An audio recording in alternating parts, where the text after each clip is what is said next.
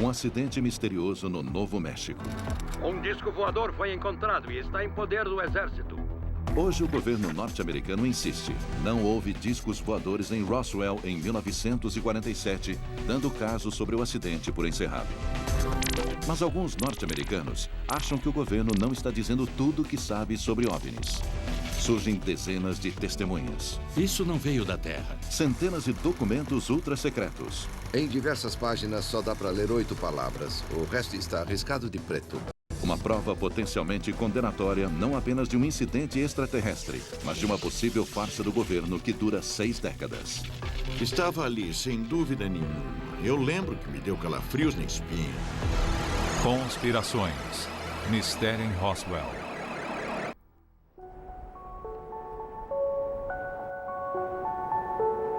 Para um pequeno, mas dedicado grupo de pesquisadores de OVNIs, esse rancho num terreno árido a noroeste de Roswell, no Novo México, é um território sagrado. Segundo eles, é o local da queda de uma ou mais naves extraterrestres aqui na Terra no começo de julho de 1947. Eu acho que houve uma possível colisão no ar que resultou em uma nave explodindo de um lado com muitos destroços espalhados e a outra nave caindo quase intacta. Hoje, aquele caso mais conhecido como o incidente em Roswell é lenda. Mas jamais saberíamos de Roswell não fosse por Stan Friedman, um ex-físico nuclear que se tornou pesquisador de OVNIs. Depois de passar quase 30 anos investigando o incidente, caçando dezenas de testemunhas-chave e analisando documentos ultra-secretos, Friedman está convencido de que o governo norte-americano tenha encoberto a queda do OVNI. Esta é sua prova. Tudo começou em 1978, após uma palestra sobre OVNIs, quando alguém perguntou se ele conhecia um ex-oficial da inteligência militar, Jesse Marcel. Investigador brilhante que sou, perguntei, quem é ele? Eu nunca ouvi falar. Ah, ele pegou alguns destroços do disco em que você está interessado. O quê? Friedman vai atrás de Marcel, na Louisiana, e ouve a história fantástica sobre o dia em que Marcel ajudou a recuperar uma nave extraterrestre. Havia fragmentos espalhados por toda a área, centenas de metros de largura por quase 1 quilômetro de comprimento. Então, o Jesse conta a história que saiu nos jornais do mundo todo. Mas ele não lembra a data exata. E conta como ele levou os destroços para Fort Worth, no Texas. E disseram para ele não falar nada. Friedman confirma no jornal de Roswell. E, de fato, lá está. 8 de julho de 1947, a Força Aérea de Roswell captura um disco voador. Foi uma coisa sensacional. Manchetes de primeira página, não apenas no Roswell Daily Record, que é um jornal pequeno, mas nos jornais da Costa Oeste, como o Los Angeles Herald Express, e por aí vai. Mas a história não para aí. Um dia depois, um boletim dos militares norte-americanos diz que os destroços não pertenciam a um OVNI, mas sim a um balão meteorológico. Mas agora, 30 anos depois, eis que Marcel conta a Friedman que a história do balão era falsa. Parte de uma farsa do governo norte-americano. De uma coisa eu tinha certeza, conhecendo todas as atividades aéreas, não era balão meteorológico, nem aeronave, nem míssil. Era outra coisa e nós não sabíamos o que era. Nas semanas que se seguiram ao incidente em Roswell, o país é tomado pela febre do OVNI, após um piloto comercial relatar que viu 9 objetos estranhos sobrevoando o estado de Washington. Ele não descreveu o formato, ele descreveu as características do voo, quando ele disse que agiam como discos, boiando ou batendo na água, e assim o termo disco tornou-se rapidamente um ícone, um termo para designar objetos voadores não identificados. Surgem centenas de avistamentos de discos, principalmente no Novo México, lar de testes ultra-secretos de foguetes V2 e armas atômicas.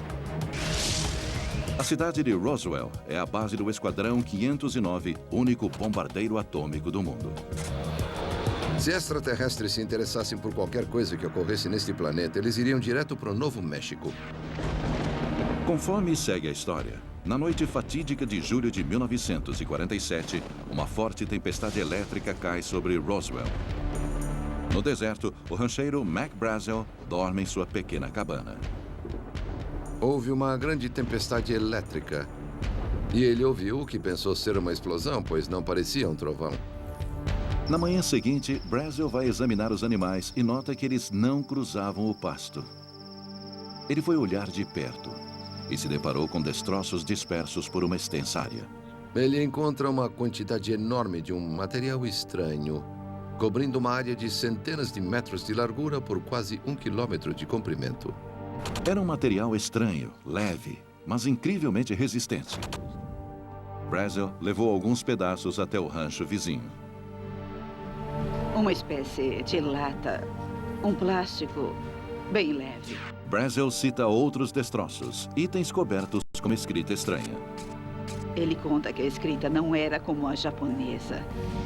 Estava mais, eu imagino, para hieróglifos ou algo desse tipo. O material mais estranho lembrava uma folha de alumínio incrivelmente maleável. Se a gente pegasse e dobrasse, ela desdobrava. E se dobrássemos várias vezes, ela desdobrava mesmo assim. E não partia. Brazel levou alguns dos destroços para um barracão. Alguns dias depois, ele foi até a cidade vizinha de carona para fazer a compra semanal e comenta sobre os destroços estranhos. Ele contou sobre o que tinha achado e as pessoas de lá tinham ouvido sobre as histórias dos discos voadores através do rádio e dos jornais. Todos sugeriram a ele: olha, você tem que ir a Roswell. Vá até a delegacia com os destroços. Brazel foi para Roswell para informar sobre o acidente ao xerife. Enquanto lá estava, ele fala ao telefone com Frank Joyce, um radialista e repórter local. Ele começou a falar coisas que não deviam ser deste mundo. Eu pensei, talvez seja uma fraude. Durante a conversa, Joyce diz que Brazel contou ter encontrado corpos nos destroços. E uma coisa que ele mencionou ao telefone foi o cheiro horrível que saía daqueles corpos. Pensando que Brazel pudesse ser louco, Joyce tenta desligar. Eu o aconselhei a ir até a Força Aérea Norte-Americana, pois como voavam, deveriam saber o que fazer com qualquer coisa que voasse. Brazel ligou para a base do exército de Roswell. O major Jesse Marcel atendeu o telefone.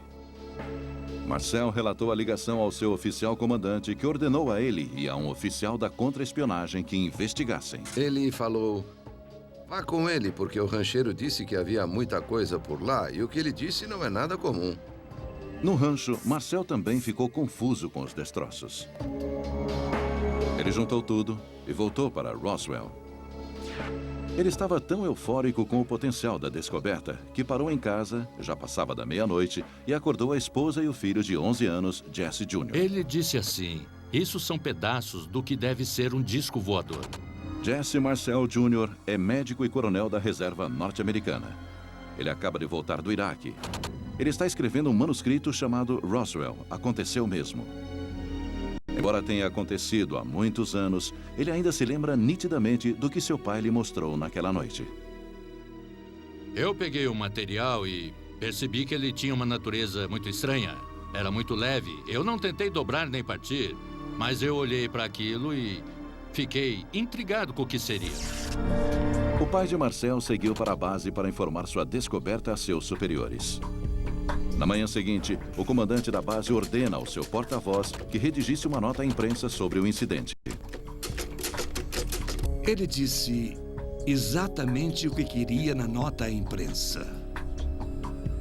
A ideia central é que estávamos de posse de um disco voador e que estava sendo levado para Fort Worth para ser entregue ao general Rod Rainey, à frente do 8º Comando da Força Aérea. O porta-voz entrega a nota à mídia local, inclusive ao repórter da rádio local, Frank Joyce.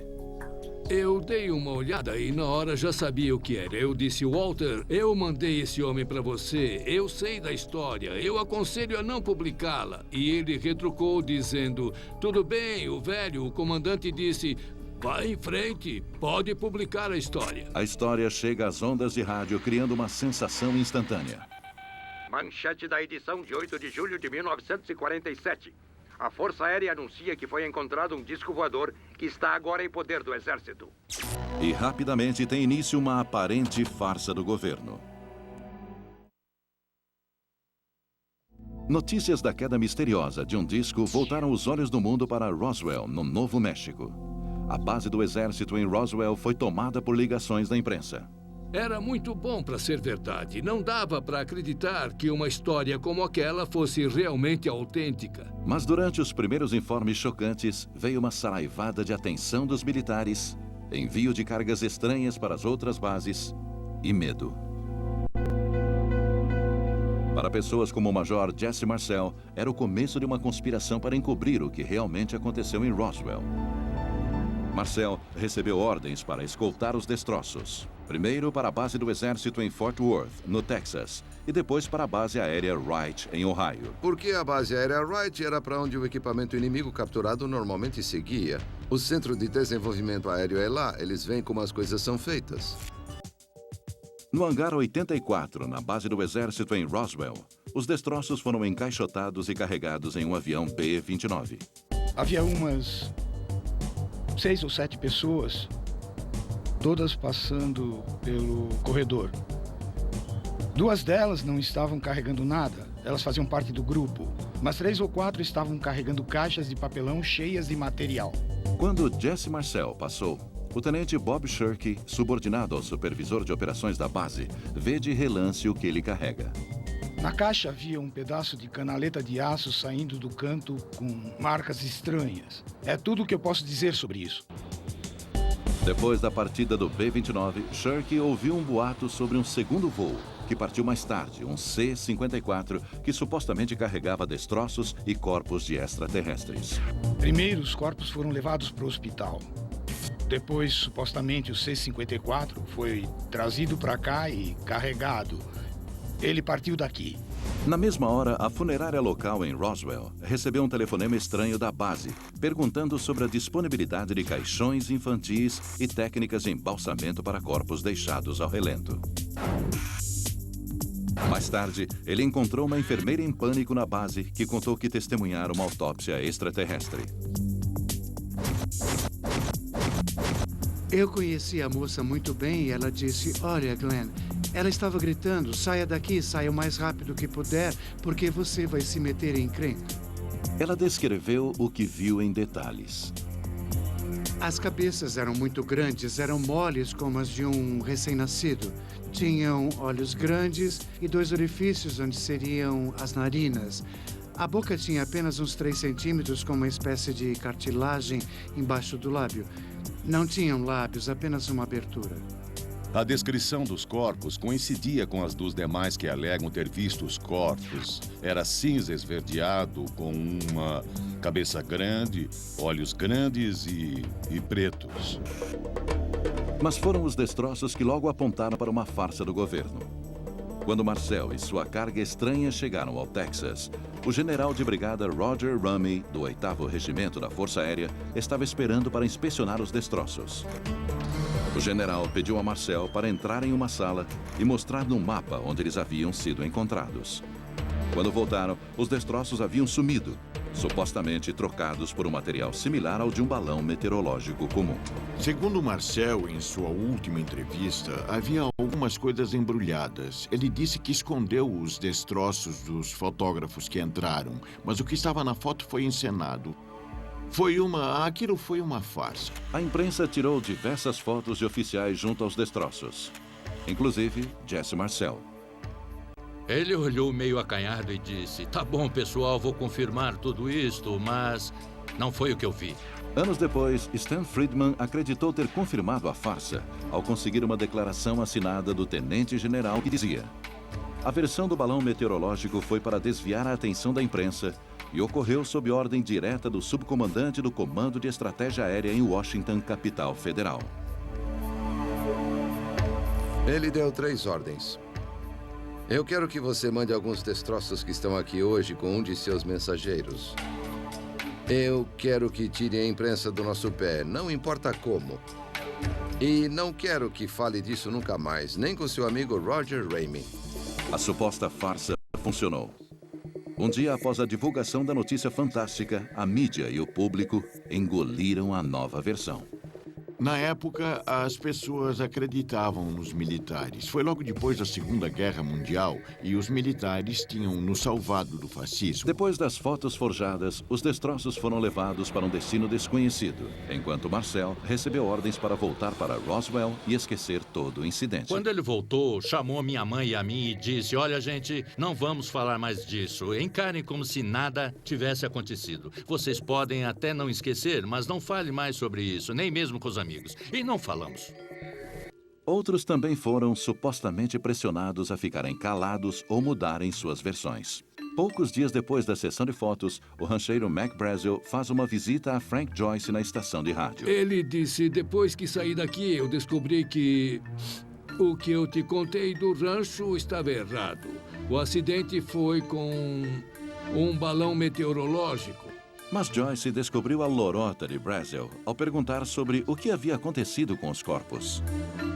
Eu disse: mas e o que as pessoas andavam falando ultimamente? Corre por aí que eram homenzinhos verdes. E ele comentou em voz baixa: eles não eram verdes.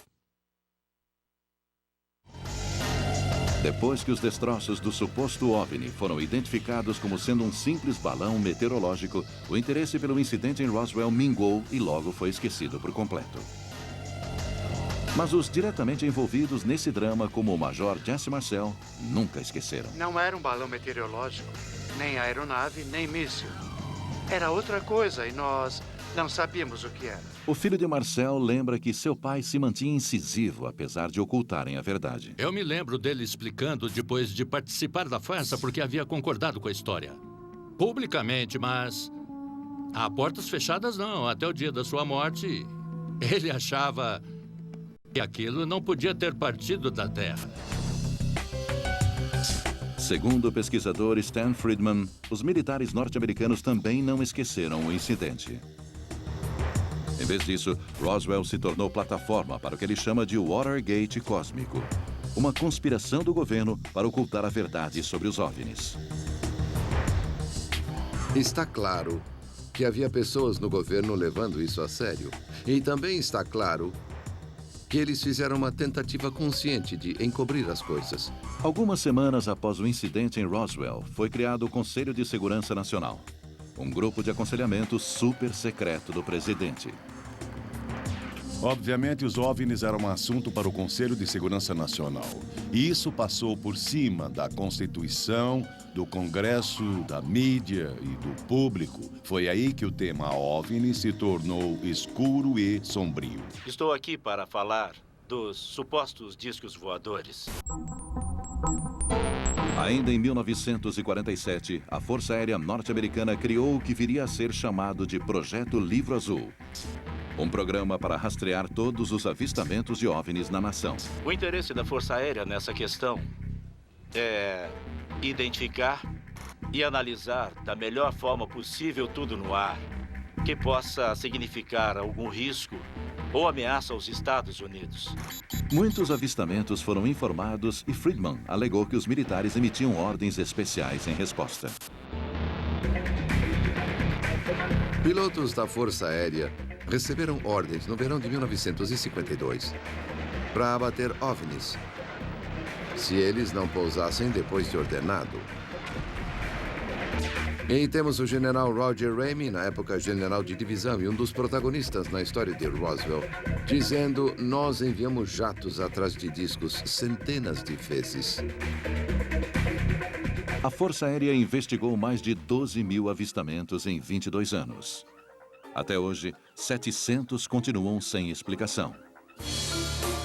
Mas para os que acreditam em Roswell, o verdadeiro propósito do Projeto Livro Azul não é encontrar OVNIs, e sim desbancar sua existência.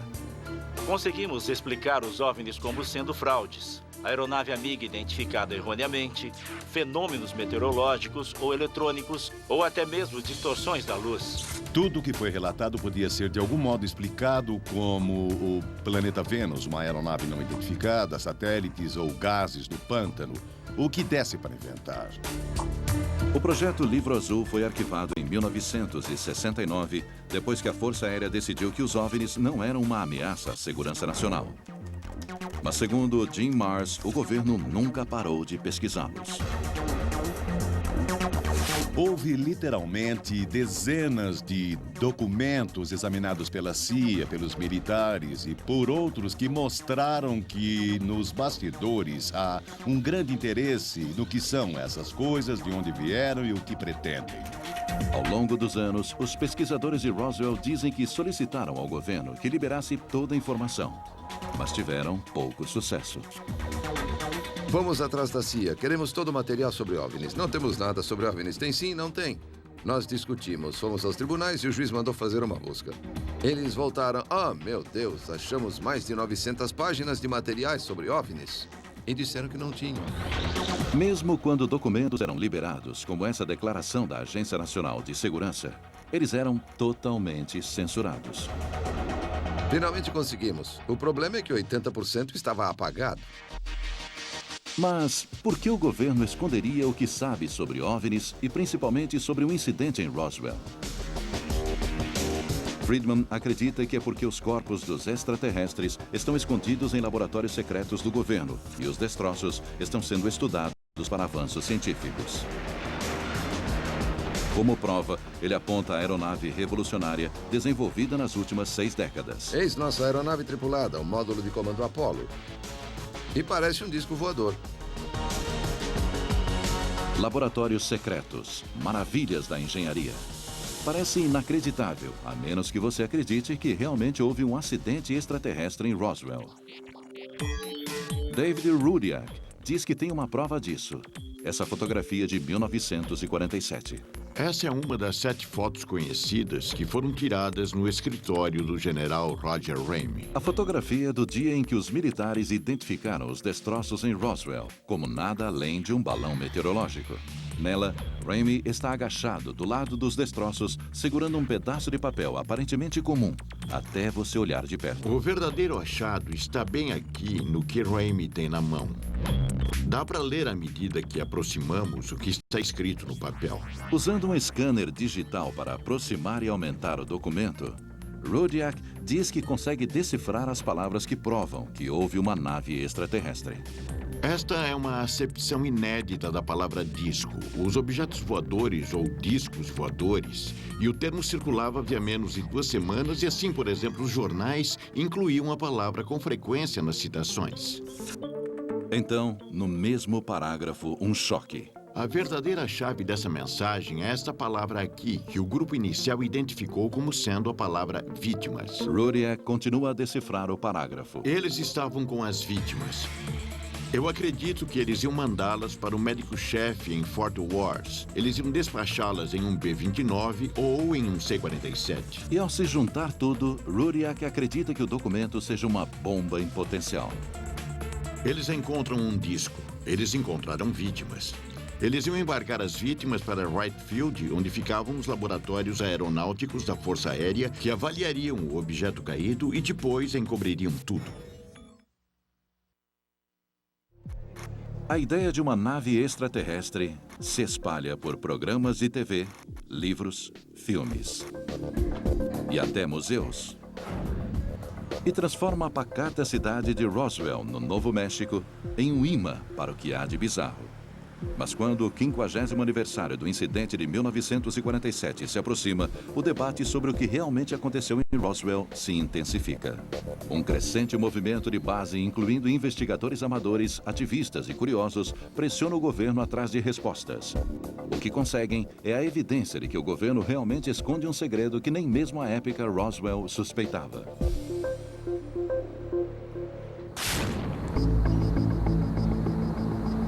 Em 1993, Ken Jeffrey decidiu se juntar à legião de detetives amadores na esperança de descobrir a verdade sobre Roswell. E quando me dei conta, eu estava metido até o pescoço.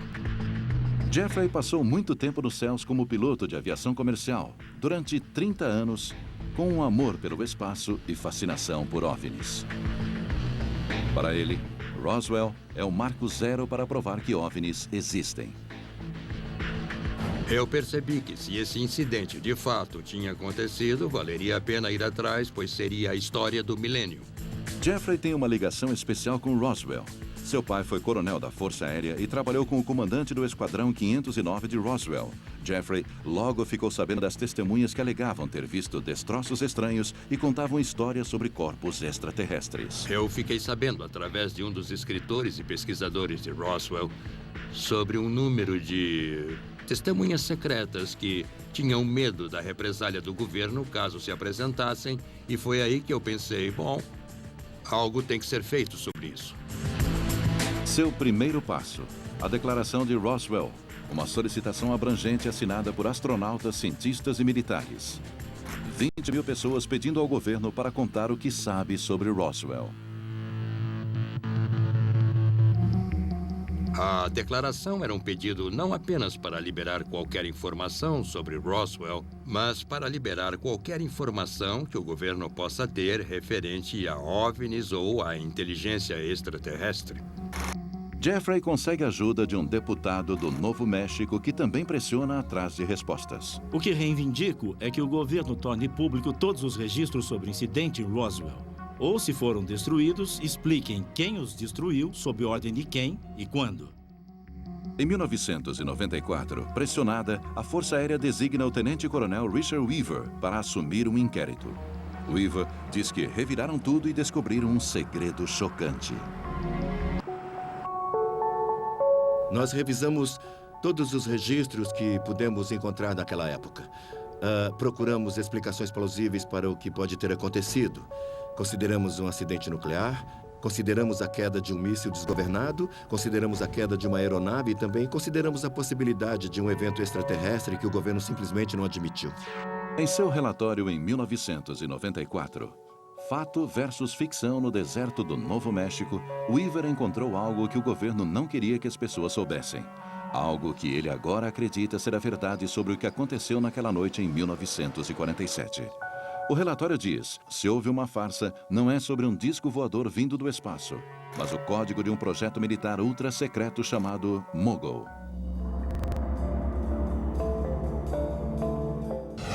Mogul é um aparato enorme de balões e instrumentos medindo 180 metros.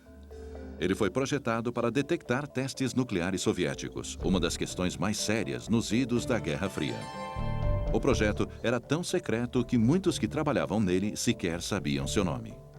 Ele foi quase tão secreto quanto o próprio Projeto Manhattan. Charles Moore, engenheiro do Projeto Mogul em 1947, hoje é professor universitário aposentado. Moore acredita que os relatórios sobre discos voadores e outros destroços no rancho de Brazel descrevem na realidade seu balão número 4. Ele foi lançado em junho a 80 quilômetros a favor do vento.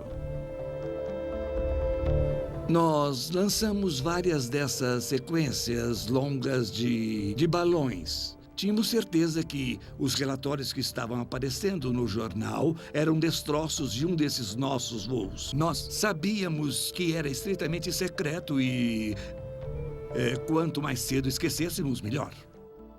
E a história no jornal local, em que o rancheiro descrevia uma lâmina estranha, fita e varetas. Segundo Moore, aquilo se parecia muito com os alvos de radar do Mogul.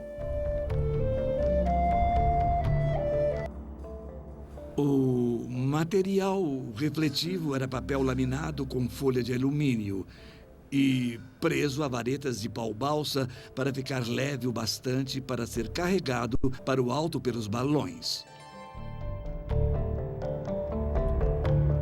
Moore explica até os hieróglifos extraterrestres que o oficial da inteligência Jesse Marcel e seu filho afirmam ter visto nos destroços. Os alvos que usamos eram reforçados com fita adesiva na qual foram impressas figuras abstratas curiosas, quadrados, triângulos e letras gregas. Mas como Jesse Marcel, um oficial da inteligência com treinamento em alvos de radar, poderia confundir o que ele viu com uma nave extraterrestre? Acho que ele nunca tinha visto balões tão grandes assim. Moore diz que os balões expostos no sol do deserto teriam escurecido e mudado sua aparência. Depois de uma semana no solo, os balões não pareceriam mais balões. E tem mais. Suponhamos por um momento que os destroços de Roswell fossem realmente extraterrestres. Até a Força Aérea afirma que isso seria um acontecimento marcante. Marcante o suficiente que deixaria algum rastro em papel, alguma evidência. Em vez disso, eles dizem que não existe nada. Será que o governo conseguiu mesmo manter esse grande segredo? O coronel Weaver crê que não. Alguém teria que mudar literalmente milhares, se não milhões de registros e ocultar diversas informações tais como horários de voo, planos de voo, todo tipo de burocracia rotineira para desmentir o fato de que algo muito importante aconteceu. A Força Aérea também examinou a foto, aquela com o general Rumey segurando um memorando. Os pesquisadores de Roswell alegam que conseguem ver a palavra vítimas.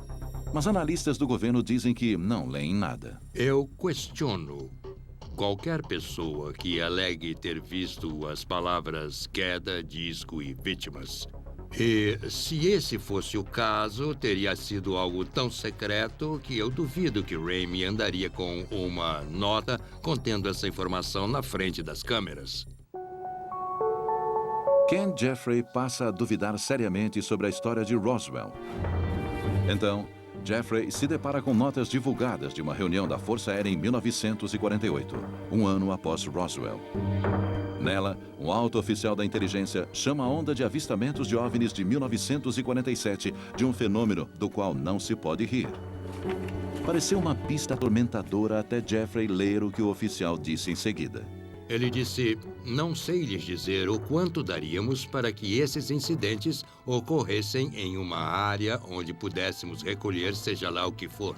Longe de confirmar a existência de uma nave extraterrestre, o coronel simplesmente torce para que tais coisas existam e deseja poder pôr a mão em uma delas. Para Jeffrey, é uma revelação chocante, mas ele ainda continua procurando. Ele busca outras pessoas que podem saber algo a respeito.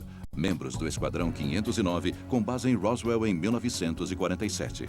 E, por fim, eu falei com 15 ex-pilotos de B-29 e 2 ex-navegadores de B-29 e todos eles sentiam que o assunto dos OVNIs era completamente ridículo. A seguir, Jeffrey encontrou 2 oficiais de alto escalão na base aérea que recebeu os destroços que foram levados de Roswell. Eles disseram a Jeffrey que não houve queda de nave espacial, que isso nunca aconteceu. Eles deram uma declaração assinada para Jeffrey. Não houve nave espacial extraterrestre e nenhum hangar secreto para guardá-la. Sobre isso, damos nossa palavra. Mesmo o testemunho do agente funerário. Aqui temos os olhos grandes e cabeças grandes. Sobre uma enfermeira da Força Aérea que teria testemunhado uma autópsia extraterrestre caiu por terra. Não havia registro da existência dessa enfermeira. Passados mais de 3 anos sem respostas, Jeffrey fez uma visita ao professor Charles Moore, engenheiro do projeto Mogul. E aí está, na sua frente, o radar refletor. Segundo Jeffrey, a mesma coisa mostrada nas fotos de 1947. Não tem segredo. E é exatamente isso. Outros pesquisadores de Roswell alegam que os destroços nas fotos eram substituições dos originais. Eles apresentaram o mesmo radar refletor, destroços do balão meteorológico, nada do que foi visto naquele campo. E eles disseram... Desculpem, era só o radar refletor do balão. Mas o oficial da inteligência que acompanhou Jesse Marcel em julho de 1947 diz que uma declaração não foi substituída. Os destroços na foto são exatamente o que ele viu. Na tentativa de saber se os destroços foram mesmo trocados, Jeffrey se volta para as pessoas que testemunharam o fato. Jesse Marcel, pai, faleceu. Mas seu filho, que tinha apenas 11 anos na época, lembra dos destroços estranhos e exóticos. Eu não tentei dobrar nem partir, mas eu olhei para aquilo e fiquei intrigado com o que seria. Embora Marcel Jr. descreva o material como estranho, ele admite que ele e seu pai não souberam dizer exatamente o que era. Alguns dizem que parecia que a lâmina era maleável, a gente apertava e ela se desdobrava. Eu não vi. Eu não sei se meu pai chegou a ver. Jeffrey acredita que é porque os destroços não são tão estranhos assim. Mito urbano. ou lenda urbana, seja lá o que for, a história cresceu tremendamente através dos anos, pois o material não podia ser amassado com uma marreta, não podia ser queimado e assim por diante. Eu acho que era velha e simples folha de alumínio, pois era isso que usavam para cobrir os radares e refletores. Mas Jeffrey quer ter certeza que cobriu todos os pontos. Ele se pergunta se tem mais alguma coisa sobre esses destroços supostamente estranhos. Na esperança de encontrar uma resposta, ele recorre à hipnose. Vou fazer mais uma coisa. Vou tocar seu pulso por um momento e... Ele quer usar a técnica do coronel Jesse Marcel Jr., que viu os destroços do acidente levado para casa por seu pai. Está bem. Talvez Marcel conseguisse se lembrar de mais alguns detalhes do que seu pai lhe mostrara naquela noite de 1947. Se a hipnose pudesse ter trazido alguma informação reprimida anteriormente em sua mente com respeito ao material estranho, então haveria uma razão para ser otimista. Talvez houvesse alguma coisa em tudo isso. A hipnose é um fracasso. Marcel não apresenta nenhuma informação nova. Arranque na marra. Jesse só lembrava o que já lembrava conscientemente. Alguns pedaços de material laminado, um pouco de material plástico ou resina e uma vareta curta com algumas marcas incomuns. Isso só reforça a teoria de Jeffrey, que o que Jesse Marcel Jr. viu no chão de sua casa na cozinha em 1947 eram restos de um radar refletor do projeto Mogul. Para mim, esse foi um tiro de misericórdia no caso da queda do objeto.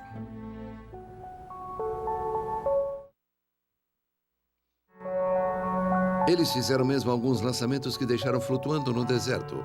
Isso não me parece tão secreto assim. Você não deixa coisas altamente secretas flutuando no deserto, onde os espiões inimigos podem vê-los. E o material básico usado no Mogul, como o papel se desdobrando, jamais seria confundido com uma nave extraterrestre. Você pode ir até o mercado comprar uma barra de chocolate e ela vir embrulhada no mesmo material do qual os radares são feitos. Ninguém ficaria impressionado com isso. E tem as famosas fotos. Jesse Marcel Jr. insiste que o material da foto não é o que ele viu. Não é a mesma coisa. De jeito nenhum. Os pesquisadores de Roswell dizem que há uma explicação. O governo trocou os destroços e eles acreditam que também houve outras atitudes suspeitas. Jim Marrs aponta o relatório da Comissão do Congresso em 1995. Eles não apresentaram nenhum documento declarando que era um disco ou que havia extraterrestres, mas eles descobriram sim que todos os registros de comunicação para dentro e para fora de Roswell entre 1947 e 48, de algum modo, foram perdidos ou destruídos. Em 1997, a Força Aérea libera outro relatório, este chamado Roswell, Caso Encerrado. Os oficiais da Força Aérea esperam que isso explique de uma vez por todas qualquer dúvida sobre os corpos extraterrestres. Provavelmente, os corpos observados no deserto do Novo México eram bonecos de teste carregados pelos balões de grandes altitudes da Força Aérea para pesquisa científica. Mas há um problema com essa explicação. Os registros da Força Aérea mostram que testes com bonecos só foram usados a partir de 1953, 6 anos depois do acidente em Roswell. Coronel, como o senhor enquadra os entusiastas de OVNIs que dizem que eles estão falando de 1947? O senhor está falando de bonecos usados nos anos 50, uma década depois. Bom, eu acho que esse é um problema. Nós tivemos um hiato no tempo. Eu não sei o que eles viram em 47, mas eu acho que depois de um tempo eles perderam a noção exata sobre em que data foi. Porque muitos bonecos foram jogados. Depois da entrevista coletiva em 1997, o governo norte-americano encerra oficialmente o caso do incidente em Roswell. Mas a palavra final parece não satisfazer as pessoas do outro lado do debate. OVNIs, temos o direito de saber. Documentos contraditórios do governo, relatos conflitantes de testemunhas oculares e pistas intrigantes de que o governo ainda está ocultando informações chaves só inflamam a controvérsia sem fim. Sempre haverá aqueles que não acreditarão em nada que o governo disser, e eu acho isso terrível, mas temos que nos perguntar de quem é a culpa. Do ponto de vista de relações públicas, eu acho que o governo lidou muito mal com isso. Mas mesmo lidando mal, Ken Jeffrey acredita que até agora o governo tem a versão mais convincente sobre o que caiu na Terra em Roswell. Eu não tenho dúvida que não foi uma nave extraterrestre. E eu apostaria minha vida nisso sem hesitar. E olhe que foi uma grande decepção para mim. Some-se ao ceticismo de Jeffrey e de muitos outros o fato de que, ao longo dos anos, muitas pistas boas não deram em nada. De testemunhas desacreditadas, até documentos quentes comprovadamente falsos. E ainda o crescente número de locais de pouso extraterrestre no Novo México. Na última contagem, são 6 ao todo, inclusive aqui em Hubcorns Ranch, que cobra entrada. Supõe-se que havia 5 corpos. Temos de enfrentar o barulho para chegar ao sinal. A natureza é assim. É como a sociedade e é como as pessoas são. Não estamos todos preparados para dizer a verdade o tempo inteiro. E apesar de tudo, os crentes ainda creem. O exército chegou e acobertou. Eles continuam convencidos de que Roswell é um segredo mal explicado, enterrado sob décadas de fraudes, mentiras e farsas. Para Jim Marrs, a prova está em todas as pessoas que se apresentaram para dizer que testemunharam o incidente em primeira mão. O que me convence que algo sobrenatural aconteceu em Roswell é simplesmente a soma total das evidências. Para Stan Friedman, a prova também está lá. Lá em cima, no céu. O que me fascina é que existem estrelas bilhões de anos mais velhas do que o Sol. Que arrogância pensar que nós somos os bons do pedaço. A maioria das pessoas não acha isso.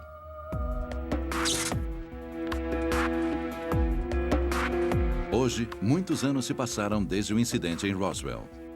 E a busca por provas se tornou uma corrida contra o tempo. Frank Joyce, uma das poucas testemunhas que restaram, está com 82 anos. 8 de julho de 1947, eu diria que é bem próximo do início. Joyce ainda guarda a cópia original do incidente em seu arquivo sobre Roswell para manter as lembranças vivas. A princípio, minha intenção era provar que isso saiu oficialmente no United Press Wire. Por um tempo, pensei que as pessoas pudessem achar que eu inventei tudo. Não inventei. Em dezembro de 2005, Walter Holt, o homem que escreveu a declaração original para a imprensa que deu início à notícia, faleceu. Sua filha, Julie Shuster, está entre as pessoas que acreditam que o governo dificulta intencionalmente a liberação de informações. Um dos comentários que fizeram foi: vamos esperar as testemunhas falecerem. Mas Walter Holt deixou para trás um legado. Em 1992, ele fundou o Museu Internacional de OVNIs de Roswell, junto com um agente funerário que afirma ter falado com a enfermeira que viu a autópsia do extraterrestre. Você é amigável? E o museu se tornou a meca dos crentes céticos. Acho que foi tudo uma fraude. E indecisos. Registrando mais de 2,5 milhões de visitantes desde sua abertura. Ele também se tornou fonte de pesquisadores com amostras sobre o incidente e o depoimento de testemunhas importantes. Muitas testemunhas fizeram declarações, escreveram tudo, deram entrevistas e contaram suas histórias. Fica a 320 quilômetros de qualquer lugar, Albuquerque, Amarillo, El Paso. Se elas vão até lá é porque querem. Logo, as pessoas estão interessadas. Os primeiros investigadores de Roswell estão envelhecendo, mas não parecem desanimados. Afinal, ainda há pistas novas a investigar. Ainda trabalho no caso e tenho algumas pistas boas, que espero comprovar. Novas pistas para estudar. Um possível OVNI ao norte de Nova Jersey. Não passa um dia, uma semana, sem que alguém em algum lugar não consiga fazer uma boa filmagem de um OVNI. E novos documentos para questionar o governo. Eu quero ver os registros. Uma pergunta interessante é por que não existem registros oficiais? Esses crédulos afirmam que irão lutar perseguindo cada evidência que surgir até finalmente conseguirem uma prova.